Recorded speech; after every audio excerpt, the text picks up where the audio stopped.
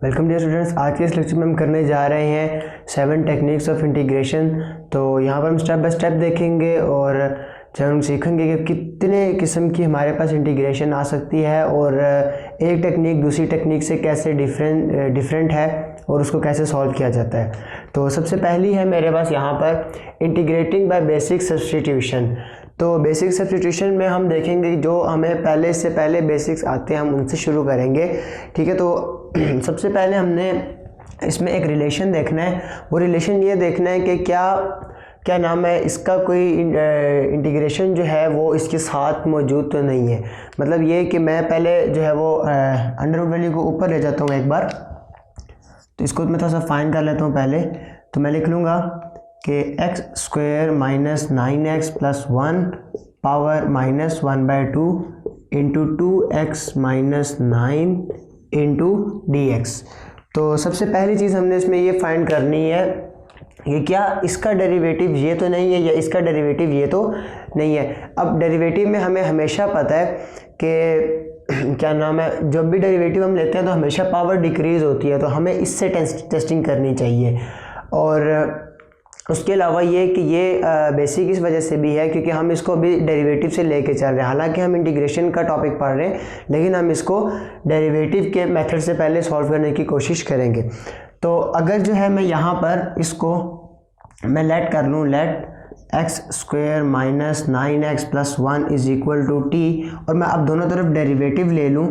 तो डेरिवेटिव में ले लेता हूँ, एक्स स्क्वायर का डेरिवेटिव आ जाएगा 2x माइनस 9, एक्स का डेरिवेटिव 1 तो 9 1 9 प्लस 0 तो ये 0 हो गया, इज इक्वल टू dt।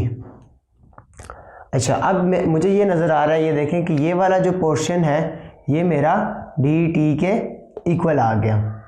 तो यहाँ पर मैं देख लूँगा मेरे पास ये आ गया dt बाई dx को मैं इस तरफ लिख लेता हूँ 2x minus 9 into dx is equal to dt।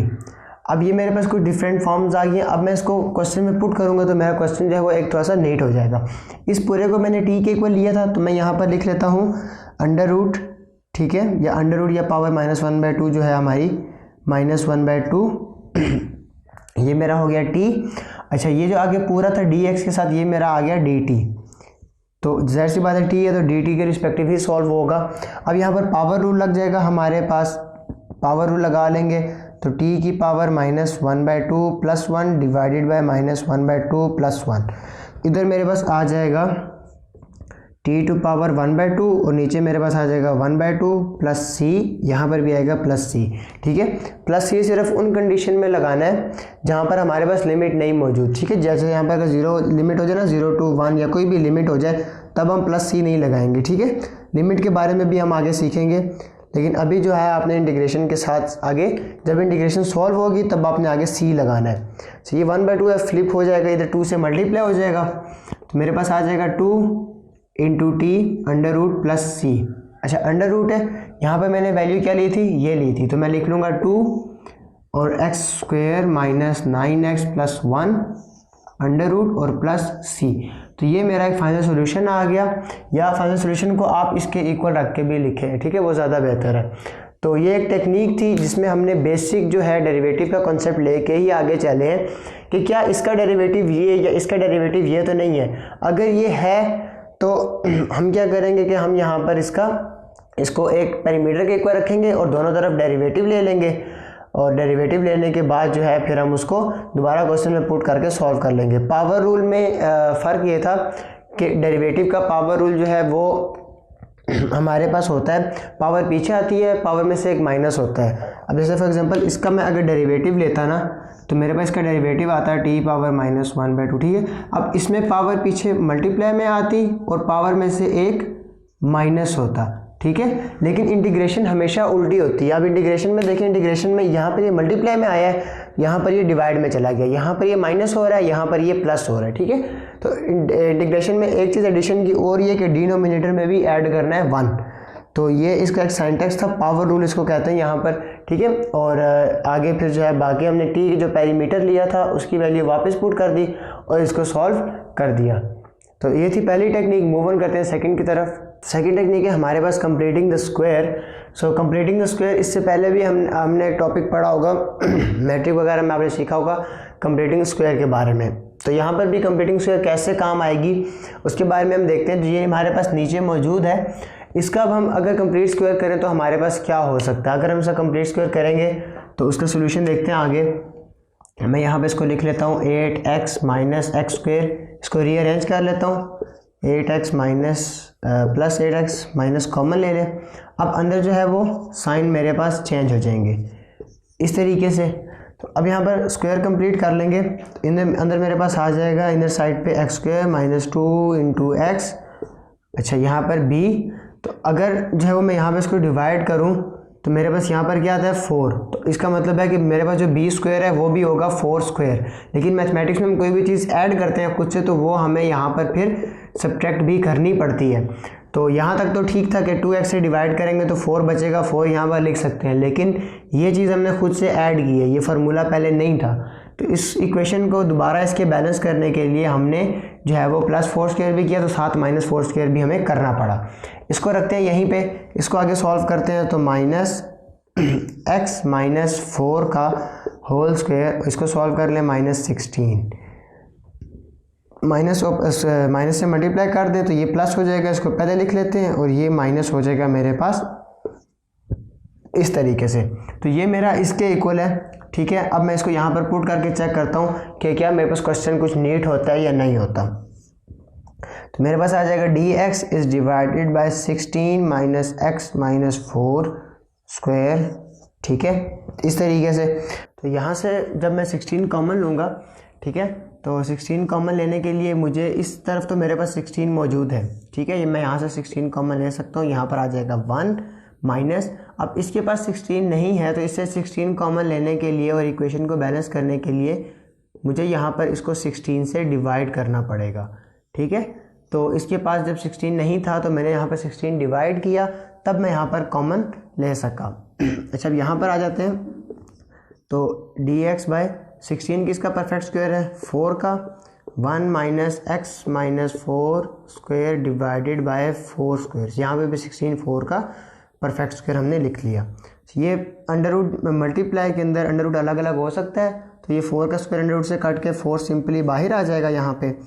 और यहाँ पर मैं क्या कर लूँगा, यहाँ पर जो है ये एज इट इज़ आ जाएगा 1 माइनस एक्स माइनस 4, और इन दोनों को मैं होल स्क्वायर में ले लेता हूँ, तो ये ऐसे कंप्लीट एक स्क्वायर में ब्रैकेट में आ जाएगा। अच्छा अगर मैं इसको देखूँ तो ये मुझे एक डेरिवेटिव मुझे एक याद दिलाता है, वो कौन सा, वो मेरा था sine x, sign inverse of x. अगर मैं उसका डेरिवेटिव लूँ तो वो मेरे पास आता था 1/1 minus x square whole under root. तो अब मेरे पास ये चीज़ मौजूद है, अगर मैं इस पूरे को एक्स लूँ तो मेरे पास ये चीज़ मौजूद है, और मैं यहाँ पर ले रहा हूँ इंटीग्रेशन।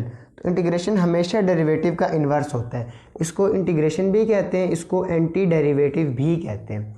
तो अगर मेरे पास ये है साइन है तो मैं इसका इंटीग्रेशन डेरिवेशन लेता हूँ तो मेरे पास ये आंसर आएगा। अगर मेरे पास ये टर्म मौजूद है और मैं इसकी इंटीग्रेशन ले रहा हूँ तो मेरे पास ये टर्म आएगी, ठीक है, ये एक जेन्युइन बात है। अच्छा और डेरिवेटिव वैसे भी इंटीग्रेशन का ऑपोजिट होता है, तो आप इंटीग्रेशन के डेरिवेशन के काफ़ी सारे फार्मूलाज का इन्वर्स जो है वो यहाँ पर अप्लाई कर सकते हैं। तो यहाँ पर अब मैं ये अप्लाई कर लूँगा, मेरे पास हो जाएगा 1/4, और यहाँ पर मैं लिख लूँगा साइन इन्वर्स ऑफ एक्स की जगह पे मेरे पास ये सारा मौजूद है, तो मुझे ये सारा लिखना पड़ेगा x माइनस 4 डिवाइडेड बाई 4। अच्छा अब प्लस c तो हम लिखेंगे, लेकिन उससे पहले मेरे पास एक चीज़ है यहाँ पर, वो ये कि ये मेरे पास x नहीं है। तो आपको याद है जब हम कोई भी क्वेश्चन करते थे, या लेट से यही कर रहे थे, ठीक है, जब ये यहाँ पर इसका तो आ गया ये x की जगह पे ये तो हमने फार्मूला इम्पोज कर दिया, बाद में हम x का आगे दोबारा डेरिवेटिव लेते थे, आपको याद है। इसी तरह हमें यहाँ पर भी इसको दोबारा सॉल्व करना पड़ेगा, क्योंकि ये x नहीं है। यहाँ पर तो x का डेरिवेटिव फिर वो 1 आ जाता था, तो फिर हम इसलिए नॉर्मली जो है वो x जब भी होता था तो हम वो नहीं लेते थे उसका डेरिवेटिव। लेकिन यहाँ पर हमारे पास ये x नहीं है, तो हमें इसको सॉल्व करना पड़ेगा। इसको सॉल्व कैसे करेंगे, हम इसका लेंगे डेरिवेटिव। अब हमने इसका लेने लेना डेरिवेटिव, ये कांस्टेंट है, कांस्टेंट 1/4 बाहर आ जाएगा, x का डेरिवेटिव 1 माइनस 4 का डेरिवेटिव 0, तो 1/4 ये मल्टीप्लाई हो जाएगा, ठीक है। अच्छा अब ये हो गया। अब ये तो x का हमने डेरिवेटिव फाइंड कर लिया, x के अलावा जो भी था हमने उसका डेरिवेटिव फाइंड कर लिया। तो अब हमने यहाँ पर हम क्या कर रहे हैं, यहाँ पर हम क्वेश्चन कर रहे हैं इंटीग्रेशन का। तो इंटीग्रेशन में हमेशा डेरिवेशन का उल्टा होता है। तो उल्टा होने का मतलब ये है कि अगर ये 1/4 है तो मैं यहाँ पे इसको मल्टीप्लाई करूँगा 4/1 से, ठीक है। तो मैंने यहाँ पे इसके साथ आगे मल्टीप्लाई कर देना है, इसका ऑपोजिट या इन्वर्स कह सकते हैं जिसको आप, ठीक है। अब ये 4 से कैंसिल आउट हो गया, तो मेरे पास फाइनल सोल्यूशन जो आ जाएगा वो आएगा sine inverse of x-4 divided by 4 plus सी। तो ये मेरे पास एक फाइनल सोल्यूशन आ जाता है, ठीक है। और इस तरीके से हम यहाँ पर सेकंड टर्म को सॉल्व करेंगे जो थी हमारे पास कंप्लीटिंग द स्क्वायर। और हमेशा याद रखें कंप्लीटिंग द स्क्वायर को हमने कहाँ यूज़ करना है, जहाँ पर हमारे पास ऐसा क्वेश्चन हो जिसका डेरिवेटिव उसके साथ मौजूद ना हो। जैसे फर्स्ट टर्म में हमारे पास डेरिवेटिव उसके साथ मौजूद था तो हमने ये वहाँ पर काम नहीं किया, लेकिन यहाँ पर हमारे पास डेरिवेटिव नहीं मौजूद था तो हमने सेकंड टेक्निक अप्लाई की जो थी हमारे पास कंप्लीटिंग द स्क्वायर की। इसी तरह हम मूव ऑन करते हैं, जितने ज़्यादा टेक्निक सीखते जाएंगे उतने डिफरेंट क्वेश्चंस आते जाएंगे। तो by the end of this video you will be able to solve any type of question, ठीक है। जो भी आपको क्वेश्चन मिलेगा आप उसको ईजिली सॉल्व कर सकते हैं, और क्योंकि आपको सारी टेक्निक्स आती होंगी और इसलिए आपको मसला नहीं होगा, इसलिए सारी टेक्निक्स देखें। मूव ऑन करते हैं नेक्स्ट की तरफ। सो आगे आ जाती है हमारे पास थर्ड टेक्निक में हमारे पास क्या है, हमारे पास है बाय ट्रिग्नोमेट्रिक आइडेंटिटीज़। तो अब हमारे पास ये आइडेंटिटी आ गई है जिसका हमारे पास ट्रिग्नोमेट्री आ गई है जिसका हमारे पास कोई भी डायरेक्ट फार्मूला अभी तक नहीं है इस चीज़ का, ठीक है। तो हम इसको बाय ट्रिग्नोमेट्रिक आइडेंटिटी के मेथड से सॉल्व करेंगे। तो देखते हैं हमारे पास अब इसका कोई डायरेक्ट डेरिवेटिव नहीं है तो मेरे पास एक ही हल है कि मैं इसका स्क्वायर ओपन कर दूं। तो स्क्वायर मैं यहाँ पर ओपन कर लेता हूँ तो मेरे पास आ जाएगा a², ठीक है, प्लस b² प्लस 2ab,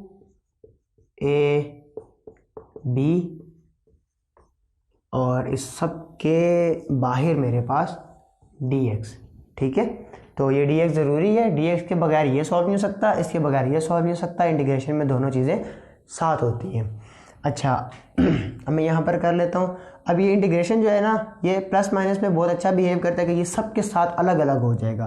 तो मैं यहाँ पे अलग से कर लूँगा सीकेंट स्क्वायर x dx, ठीक है, plus tan square x dx plus 2, क्योंकि कोफिशिएंट है बाहर लें तो अंदर आ जाएगा secant x tan x dx। अच्छा यहाँ पर अब मेरे पास है, ठीक है। अब इसका मेरे पास डेरिवेटिव मौजूद है, इसका मेरे पास डेरिवेटिव नहीं है, ठीक है, बहुत मुश्किल बात है, लेकिन इसका डेरिवेटिव मेरे पास मौजूद है। तो जब भी मैं यानी कि मेरे पास tan x होता था, मैं जब उसका डेरिवेटिव लेता था तो मेरे पास आता था सीकेंट स्क्वायर x। तो इससे आपको अंदाज़ा होगा कि जब सीकेंट स्क्वायर हो तो उसकी इंटीग्रेशन या एंटी डेरिवेटिव आएगा tan x। क्लियर। अच्छा दूसरी बात क्या थी कि जब मेरे पास होता था सीकेंट x और मैं उसका डेरिवेटिव ले लेता था तो मेरे पास आता था सीकेंट x tan x। तो डेफिनेट सी बात है कि जब मैं इसका एंटी डेरिवेटिव लूँगा तो मेरे पास आएगा सीकेंट x। इसका मसला भी हल हो गया, ये यहाँ पर इम्पोज हो गया, बात बची इसकी। तो जैसा मेरा क्वेश्चन था कि बाय ट्रिग्नोमेट्रिक आइडेंटिटीज़, आपको कोई ऐसी आइडेंटिटी याद है जिसमें tan स्क्वायर x आता हो? हमें याद है, वो कौन सी थी हमारे पास?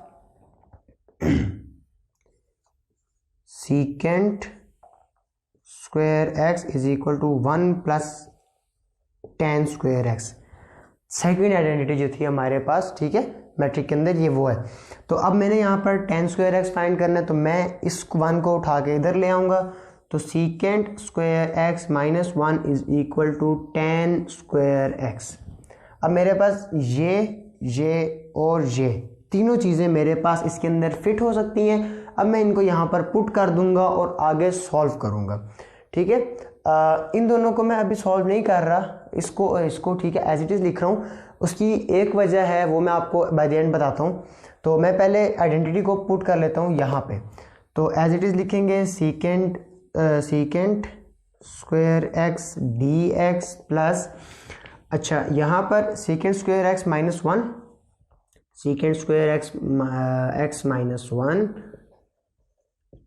प्लस और यहाँ पर मेरे पास आ जाएगा 2 secant x tan x dx।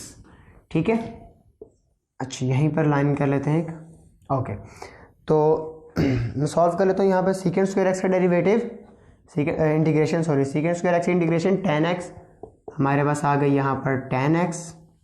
Okay, सो यहाँ पर ये भी दोनों के साथ अलग अलग हो जाएगा, तो सीकेंट स्क्वायर एक्स के डेरिवेटिव अभी हमने लिखा प्लस tan x। अच्छा, ये माइनस बाहर आ गया।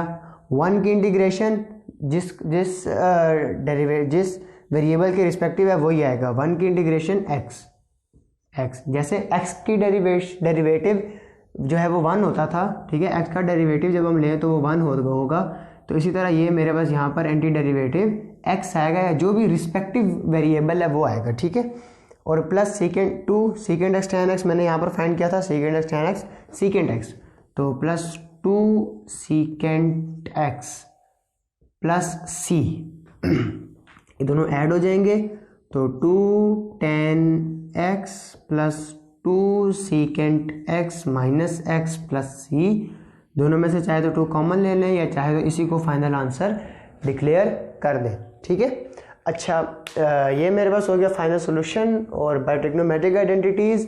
अच्छा, एक चीज़ जो मैंने आपको एक्स्ट्रा यहाँ पर बतानी थी वो ये कि मैंने आपको बोला था कि मैं यहाँ पर डेरिवेटिव सॉल्व नहीं कर रहा। ठीक है, तो लेट्स से कि अगर मैं यहाँ पर डेरिवेटिव सॉल्व करता हूँ, इंटीग्रेशन सॉल्व करता हूँ और एक बीच में इंटीग्रेशन रह जाती है, सब में नहीं सॉल्व करता, एक बीच में रह जाती है, तो मुझे फिर उन सब की आंसर्स के साथ अलग अलग से C1 C2 लिखना पड़ेगा। कैसे कि अगर मैं यहाँ पे इसको सॉल्व कर देता तो मैं यहाँ पर लिखता प्लस C1, यहाँ पे इसको सॉल्व कर देता लिखता यहाँ पे प्लस C2, और फिर इसको सॉल्व करने के बाद जो मेरा यहाँ पर ये फाइनल C आता, मैं यहाँ पर इसको यहाँ पर बताता कि C1 is equal to C1 plus C2 plus C3 so on, जितने भी मैंने यहाँ पर C1 C2 डाले ना, इनको अलग अलग सॉल्व करके वो मेरे सारे C के इक्वल हैं, C कांस्टेंट के। ठीक है, तो इसलिए मैं यही आपको मशवरा ये दूंगा कि ज़्यादा C डालने से और इस एक लाइन फालतू डालने से अच्छा है कि आप इनको अभी एज इट इज़ लिख लें और एक ही स्टेप में सारी इंटीग्रेशन कर लें, ताकि आपको एक ही C लिखना पड़े, एक ही कांस्टेंट लिखना पड़े।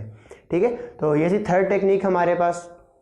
फोर्थ टेक्निक हमारे पास बहुत ही सिंपल सी है, हमने इसके बारे में पहले भी पढ़ा हुआ है। ठीक है, जो कि हमारे पास है इम्प्रॉपर फ्रैक्शन रिडक्शन। ठीक है, तो अगर मैं इसको यहाँ पर देखूँ तो ऊपर की वैल्यू जो है वो पावर जो है वो बड़ी है, नीचे की पावर छोटी है, या अगर दोनों पावर सेम भी हों तब भी वो इम्प्रॉपर ही होता है। तो इम्प्रॉपर को सॉल्व करने के लिए हमारे पास हमेशा से वही एक ही मेथड है, लॉन्ग टर्म डिवीजन। तो लॉन्ग डिवीजन जो है हम यहाँ पर सबसे पहले कर लेते हैं। तो यहाँ पर मैं इसको सॉल्व कर लेता हूँ कि 3x प्लस 2 बाहर आ जाएगा और यह आ जाएगा 3x स्क्वायर माइनस 7x। 3 से बराबर है, x को x स्क्वायर बनाने के लिए x से मल्टीप्लाई करना पड़ेगा, तो यहाँ पर आ जाएगा 3x square plus 2x sign change ये दोनों कैंसिल आउट, ये दोनों सॉल्व हो गए मेरे पास 9x। अब इसको यहाँ पर -3 से मल्टीप्लाई कर दें तो -9x माइनस 6 साइन दोबारा चेंज हो गए, कैंसिल आउट हो गया, ये हो गया 6। अब हमें इनको लिखने का तरीका भी आता है, शुरू से करते आ रहे हैं। जो यहाँ पर हमारे पास हो गया x minus 3 plus 6 divided by 3x plus 2। अच्छा, वैसे ये प्लस होता नहीं था, मैं आपको एक सेकंड बताता हूँ।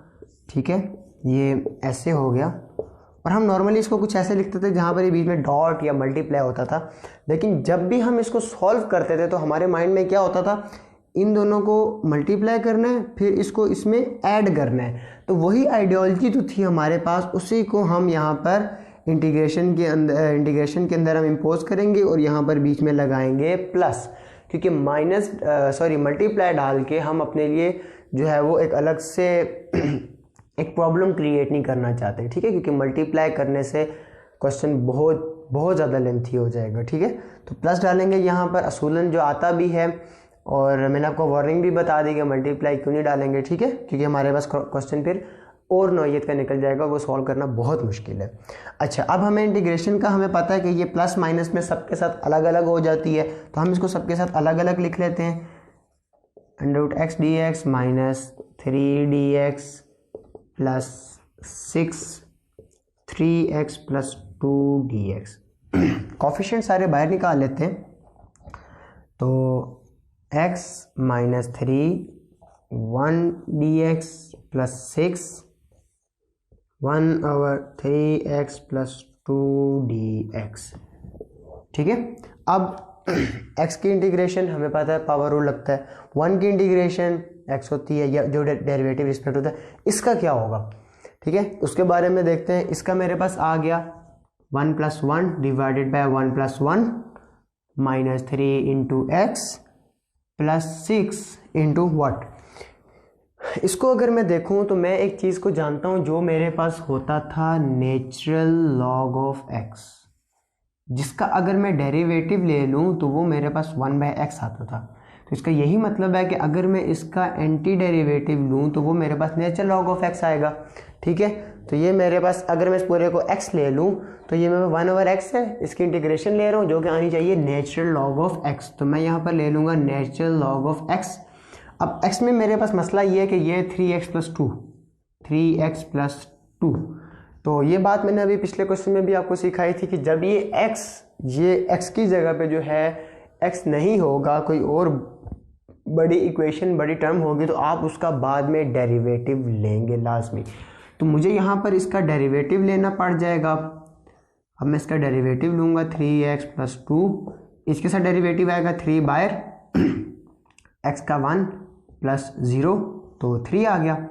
अब मसला ये है कि ये मैंने लिया है डेरिवेटिव और मैं सॉल्व कर रहा हूँ इंटीग्रेशन। तो इंटीग्रेशन में हमेशा क्या होता है, जो भी आंसर आया है वो उसका उल्टा होता है। यहाँ पर ये 3 है, मतलब कि ये 3/1 है, तो मैं इसको यहाँ पर उल्टा लिखूँगा, मतलब कि 1/3 और प्लस c।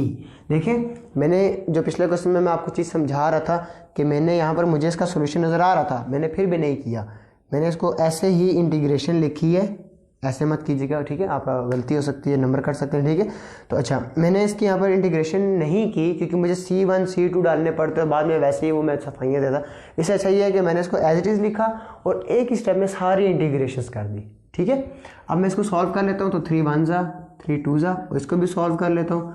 तो x² / 2 - 3x + 2 natural log of 3x + 2 + c। ये मेरा हो गया फाइनल सॉल्यूशन, जो कि बहुत ही इजी था, बहुत ही इजी था। जस्ट आपने इसको पहचानना है कि कहीं ये इम्प्रॉपर तो नहीं है। ठीक है, अच्छा एक और पॉइंट यहाँ पर ये है कि ऐसा ही सेम क्वेश्चन था हमारे पास, सेम क्वेश्चन कौन से वाला, जो जहाँ पर हमने डेरिवेटिव देखा था उसका फर्स्ट वाला जो था बेसिक सब्स्टिट्यूशन जी थी। ठीक है, लेकिन वो इम्प्रॉपर नहीं था, वो आप देखें वो ऐसे नहीं था, इसको देखते ही पता चल रहा है ये इम्प्रॉपर है। ठीक है, तो ये एक डिफरेंस था जो आपने रिलेट भी रखना है, और फर्स्ट टेक्निक को सेकंड से, सेकंड को थर्ड से आपस में डिफरेंस क्या है वो पॉइंट मैं आपको बताता जा रहा हूँ, वो आप लाजमी साथ साथ नोट करते रहें। ठीक है, सो टेक्निक नंबर 5 है, हमें क्या कह रही है, हमें कहते हैं सेपरेटिंग द फ्रैक्शन। अब सेपरेटिंग द फ्रैक्शन क्यों करना है, हमने सबसे पहले उसको देखते हैं कि अगर मैं इसको देखूँ इसका कोई हल नहीं है, इसका डेरिवेटिव ऊपर नहीं है, ऐसा वैसा कुछ भी नहीं है मेरे पास, तो मेरे पास अगली चीज़ रहेगी कि सेपरेटिंग द फ्रैक्शन। उसकी एक वजह है, वो मैं अभी 2 स्टेप करूँगा तो आपको समझ आ जाएगी। ठीक है, तो सेपरेटिंग द फ्रैक्शन सेपरेट कर लेते हैं। 3x divided by 1 - x² dx plus 2 divided by 1 - x² dx। ठीक है, सॉल्व कर लेते हैं। 3 बाहर लें, x डिवाइडेड बाय 1 - x²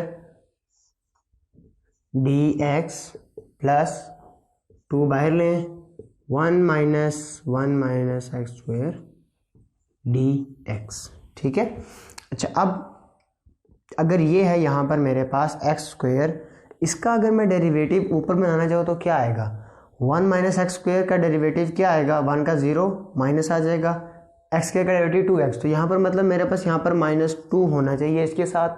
अब जब मल्टीप्लाई किया तो डिवाइड भी कर देते हैं -2 से। ठीक है, अब इसका डेरिवेटिव बन गया ऊपर, अब यहाँ पर इस पर पावर रूल लग सकता है आराम से। ठीक है, ऊपर बन गया, या बेस नॉर्मली जो रूल होता है ना इसका, वो रूल ये होता है कि इसका डेरिवेटिव इसके साथ होना चाहिए, ऊपर वाली बात नहीं होती यहाँ पे। साथ कैसे होना चाहिए कि 1 माइनस अंडर रूट एक्स की पावर -1/2 और यहाँ पर आगे मैंने -2x बनाया। ठीक है, इसके साथ होना चाहिए, आगे इसके मौजूद होना चाहिए, ऊपर नीचे वाली बात नहीं होती, साथ आगे। तो ऊपर हम इसलिए कहते हैं क्योंकि मैं इसको देखें अब ऊपर ले आए हो ईजीली, तो अब इस टर्म का ये बन सकता है, तो ऐसा मुझे प्रॉब्लम नहीं है। अच्छा, ये हो गया +2। तो इसको जो मैं बहुत अच्छे से जानता हूँ वो मैं अच्छे से कैसे जानता हूँ, अभी मैंने थोड़ी देर पहले इसको सॉल्व किया था। क्या था मेरे पास, मैंने फर्स्ट या सेकंड क्वेश्चन में किया था, जो था मेरे पास इनवर्स का derivative, sign inverse of x का डेरिवेटिव। तो इस यहाँ से चलते हैं 3/-2। ठीक है, अब यहाँ पर लगेगा पावर रूल, तो पावर रूल मेरे पास क्या लगेगा, -1/2 + 1 डिवाइडेड बाय -1/2 + 1। ठीक है, और यहाँ पे मेरे पास आ जाएगा +2, और ये मैंने आपको अभी बताया कि sign inverse of x + c।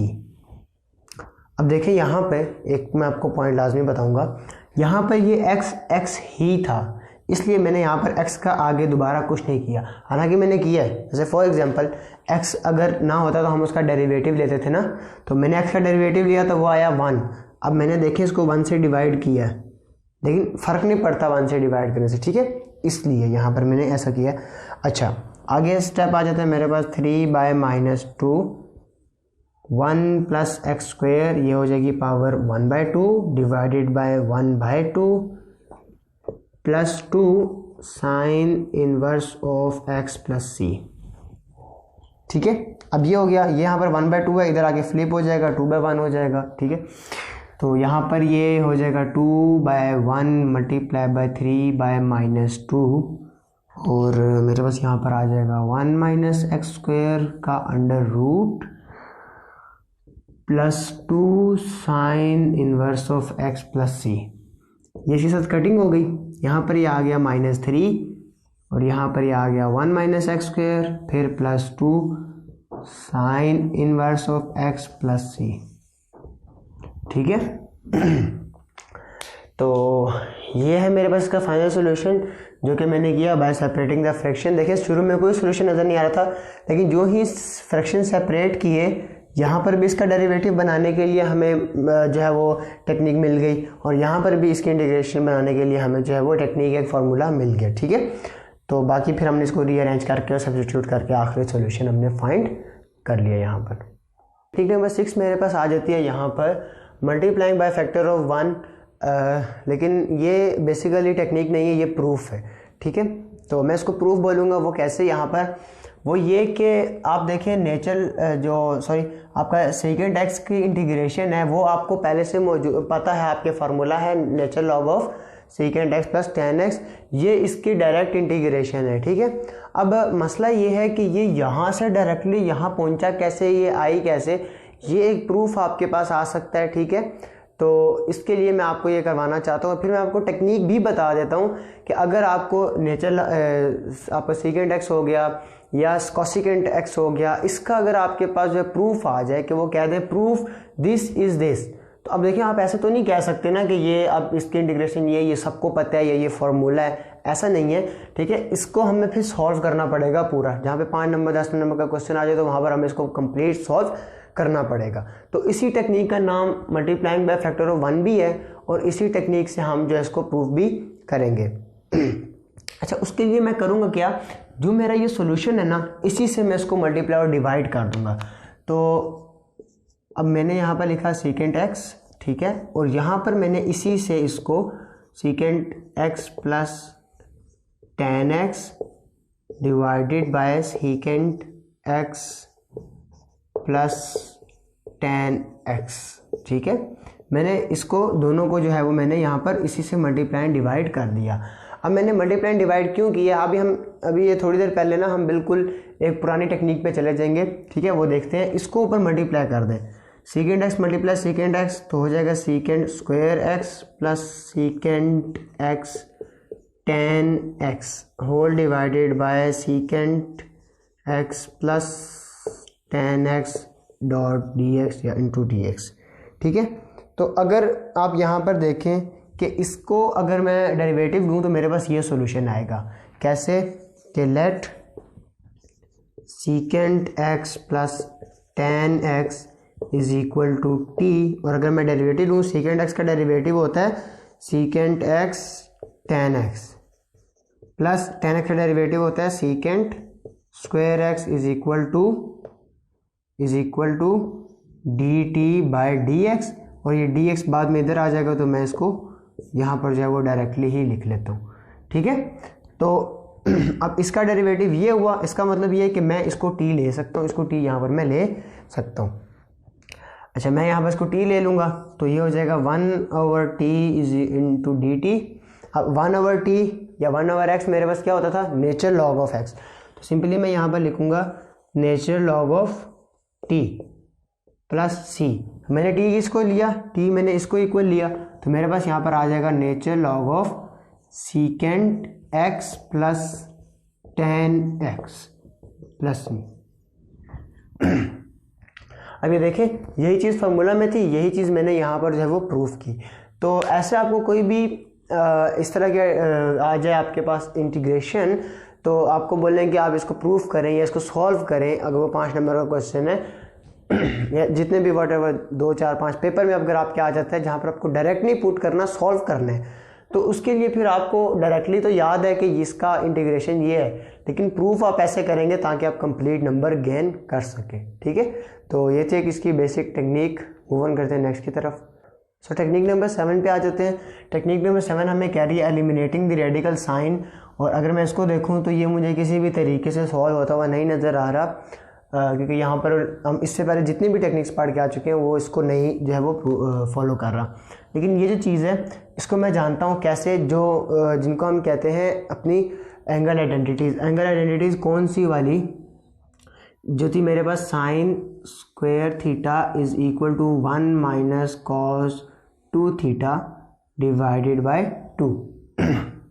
अब देखें यहाँ पर ये हमने फाइंड करना है, 2 को इधर लें तो 2 sine square theta is equal to 1 minus cos 2 theta. अच्छा, अब यहाँ पर देखें, यहाँ पर हमारे पास थीटा जो है वो 1 है, मतलब यहाँ पर 2 होना चाहिए लेकिन यहाँ पर है नहीं। ठीक है, तो यहाँ पर इसका मतलब है यहाँ से 2 रिमूव करने के लिए हमने यहाँ पे थीटा को हाफ किया है, यहाँ पर भी हमारे पास थीटा हाफ हो जाएगा, तो इसने इसको कैंसिल आउट कर दिया और यहाँ पर ये मेरे पास जो है वो प्रॉपरली ये चीज़ आ जाएगी। ठीक है, ये हमारे पास फुल एंगल आइडेंटिटी थी, इसको हम हाफ एंगल आइडेंटिटी भी कहते हैं। यहाँ पर देखें एंगल 1 था, यहाँ पर एंगल हाफ है, तो इसको फुल एंगल आइडेंटिटी कहते हैं, और उसी से हमने हाफ एंगल आइडेंटिटी ड्राइव की है। इसको यहाँ पर पुट कर लेते हैं। सो 0 to π/2 अपना आ जाएगा साइन स्क्वायर थीटा बाय 2, और यहाँ पर 2 आ जाएगा, और डी थीटा। अभी √2 हम बाहर ले लेते हैं और ये स्क्वायर जो है वो इसको कैंसिल आउट कर देगा, तो मेरे पास यहाँ पर आ जाएगा sine theta by 2 D theta. अब साइन थीटा का साइन का हमें जो है वो इंटीग्रेशन पता है वो क्या होती है, कॉज होती है, लेकिन यहाँ पर साइन के डेरिवेशन जो है वो कॉज होती है, लेकिन इंटीग्रेशन जो है वो माइनस कॉज होगी हमारे पास। तो हमारे पास यहाँ पर आएगा माइनस कॉस थीटा बाय 2। यहाँ पर प्लस ही नहीं आएगा। ठीक है, इस चीज़ को आपने अपने दिमाग में रखना है, क्यों, क्योंकि हम यहाँ पर हमारे पास लिमिट्स मौजूद है, इसलिए हम प्लस ही नहीं आएगा, हमारे पास एक फाइनाइट आंसर आएगा यहाँ पे। इस माइनस को बाहर ले लेते हैं, -2। अच्छा, और ये यहाँ पर पुट कर देते हैं अपर। ठीक है, फिर minus lower limit. Upper limit है मेरे पास यहाँ पर कॉस थीटा, मेरे पास थीटा की जगह पे आएगा π/2, तो π/2 ये भी है, 2 ये भी नीचे मल्टीप्लाई हो जाएंगे तो π/4, और यहाँ पर सिंपली आ जाएगा माइनस कॉस 0 माइनस √2। इसका मेरे पास सोल्यूशन आ जाएगा 1/2 √ माइनस कॉस 0 मेरे पास होता है 1। यहाँ पर इसको सॉल्व कर लें अपना एलसीएम के थ्रू। सो माइनस √2 उधर आ जाएगा 1 माइनस √2 डिवाइडेड बाय √2, माइनस नहीं आएगा, ये इससे कैंसिल आउट हो गया, तो यहाँ पर आ जाएगा -1 माइनस √2, माइनस से मल्टीप्लाई कर दें तो √2 - 1। ठीक है, अरेंज करके लिख लिया। और ये थी एक सिंपल टेक्निक इसको सॉल्व करने की, जो कि हमने यूज़ किया अपनी फुल एंगल आइडेंटिटी को, उसमें से हाफ एंगल आइडेंटिटी बना के इसको पुट किया। और लिमिट का भी मैंने इसमें आपको कॉन्सेप्ट बता दिया कि लिमिट कैसे पुट करनी है, upper limit minus lower limit, और लिमिट हमेशा वेरिएबल की जगह पुट होगी, पूरे की जगह पुट नहीं करनी, ठीक है। तो यहाँ पर ये जो है वो आपकी 7th टेक्निक जो वो ख़त्म होती है। तो उम्मीद है आपने इस वीडियो से सीखा होगा और आप इस वीडियो को जो है वो प्रैक्टिस करेंगे इन क्वेश्चंस को, और इनको जो है वो अच्छे से तैयार करने की कोशिश करेंगे।